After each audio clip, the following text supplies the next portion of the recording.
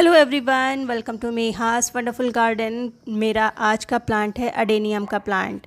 अगर आपके प्लांट में बिल्कुल ही फ्लावरिंग नहीं हो रही है, प्लांट बिल्कुल ग्रोथ नहीं कर रहा है, कलियां नहीं निकाल रहा है, बरसात की वजह से बिल्कुल उसमें ग्रोथ आपको नज़र नहीं आ रही है, तो आपको क्या करना चाहिए और क्या क्या चीज़ें इस पर डालनी चाहिए जिससे आने वाले अक्टूबर से ये फ्लावरिंग करना स्टार्ट कर दे, क्योंकि आगे आने वाला टाइम इन्हीं का है। तो चलिए वीडियो को स्टार्ट करते हैं। इस बार मुझे लगता है कि 3-4 साल का रिकॉर्ड बारिश ने तोड़ा है।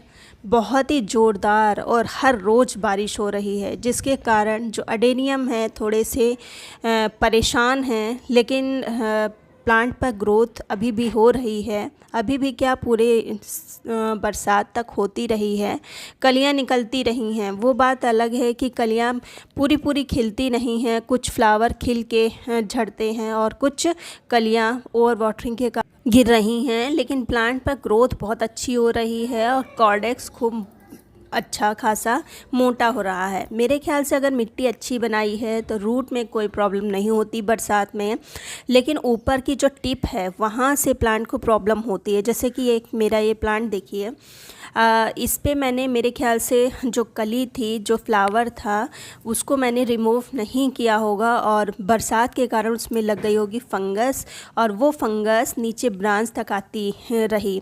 मैंने इस ब्रांच को लगभग 2 बार कट किया, दूसरी बार जाके ये ठीक हुआ है।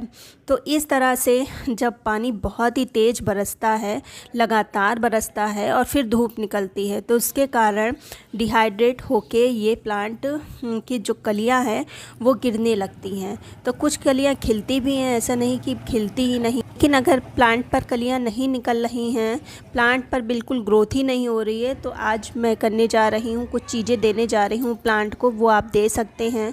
अब ये प्लांट मेरा देखिए, बिल्कुल ही इस पर ना एक भी पत्ती गिरी, ना एक पत्ती निकली, कोई भी कली नहीं बरसात तक निकली, जबकि इस पर ग्रोथ हो रही है, लेकिन कलियाँ इस पर भी नहीं बन रही। जबकि आने वाला जो टाइम है अक्टूबर के बाद इन्हीं के फ्लावरिंग का है, तो अगर आप ये फर्टिलाइज़र अभी दे देते हैं तो फिर 15-20 दिन के बाद ये कलियां भी बनाने लगेगा। तो ये फर्टिलाइज़र मैं मिट्टी में देने जा रही हूँ। और अगर आप बहुत जल्दी फ्लावरिंग चाहते हैं तो एक स्प्रे मैं लास्ट में बताऊँगी, अगर उसको आपने स्प्रे कर दिया प्लांट पर तो आपको तुरंत रिज़ल्ट निकल के आएगा।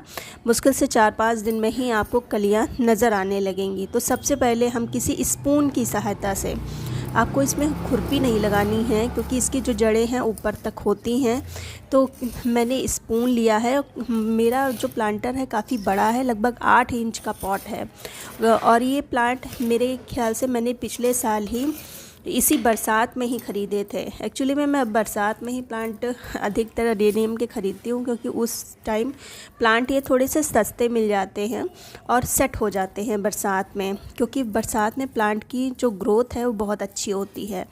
तो पिछले साल ही मैंने इस प्लांट को बरसात में ख़रीदा था।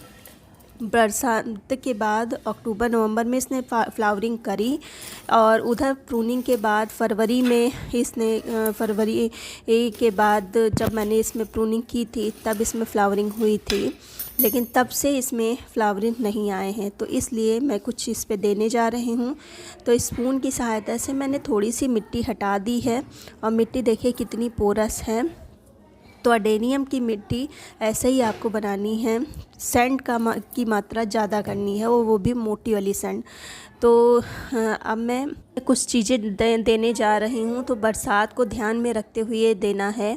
बरसात देखिए, बारिश लगातार हो रही है और बारिश के पानी में नाइट्रोजन बहुत ही अच्छी मात्रा में होता है, तो हम प्लांट को नाइट्रोजन नहीं देंगे। अगर नाइट्रोजन दिया तो वो लीफी ग्रोथ पर आ जाएगा, फिर प्लांट खूब अच्छे से हरा भरा होगा, जो पत्तियां हैं खूब सारी प्लांट में होंगी, लेकिन वो कलियों की तरफ नहीं जाएगा।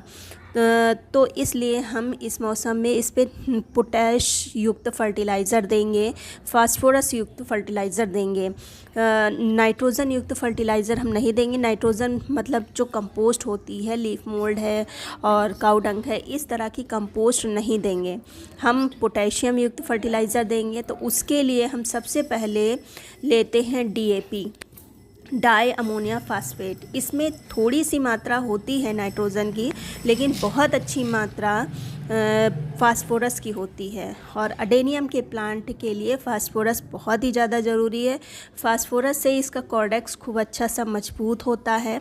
तो इसलिए मैंने 15-20 दाने डाले हैं और ये प्लांट मेरा काफ़ी बड़ा है, तो इसलिए दोनों ही प्लांटर में हम ये 15-20 दाने डाल देंगे।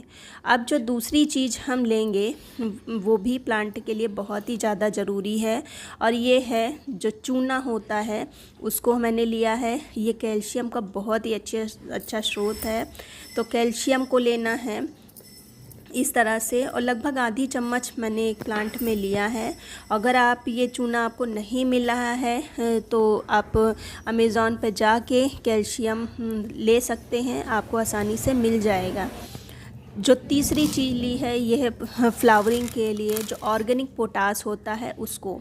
इसके भी मैंने 15-20 दाने लिए हैं और इसका रिज़ल्ट बहुत ही अच्छा आता है अडेनियम में।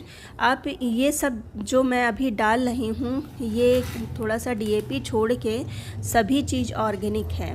तो जो मिट्टी में आपको इसी तरह की चीज़ें डालनी हैं, केमिकल का प्रयोग नहीं करना है। अब जो लास्ट में सबसे लास्ट में डालना है वो है साफ फंगीसाइड।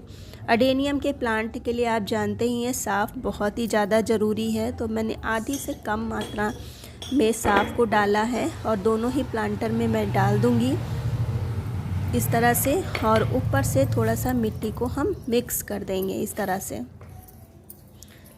से। और अगर इसका रिज़ल्ट आपको 7-8 दिन में दिखने लगेगा।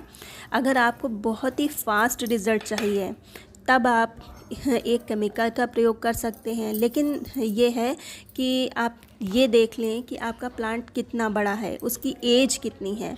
अगर आपका प्लांट 1 साल के ऊपर का है और तब फ्लावरिंग नहीं कर रहा है तब इस चीज़ का आप प्रयोग करिएगा।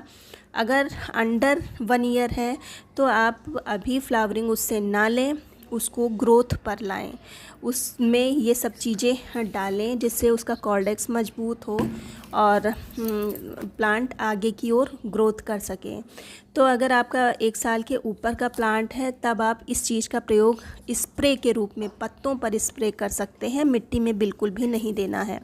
कोई भी केमिकल आप मिट्टी में ना दें, चाहे वो गुलाब की मिट्टी हो चाहे अडेनियम की मिट्टी हो।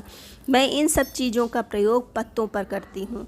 देना कितना है, 1 लीटर पानी में देखिए इतना देना है, ये लगभग 2 ग्राम के करीब होगा। 1 लीटर पानी में 2 ग्राम के करीब पत्तों पर स्प्रे करिए, मिट्टी में बिल्कुल भी ना डालिए। तो ये तब आप करेंगे जब आपको रिज़ल्ट फटाफट चाहिए, वरना आपने जो जितना मिट्टी में डाला उतना ही काफ़ी है फ्लावरिंग लाने के लिए। तो इस चीज़ का आप प्रयोग कर सकते हैं, लेकिन बहुत ही छोटे प्लांट से आप फ्लावरिंग मत लीजिए, वरना अगर आप फ्लावरिंग लेंगे तो आपका प्लांट ख़राब हो जाएगा। इसलिए बहुत ही छोटे प्लांट को आप पहले मजबूत होने दीजिए। ये सब काम करके आप अपने प्लांट को हेल्दी रख सकते हैं, हरा भरा रख सकते हैं।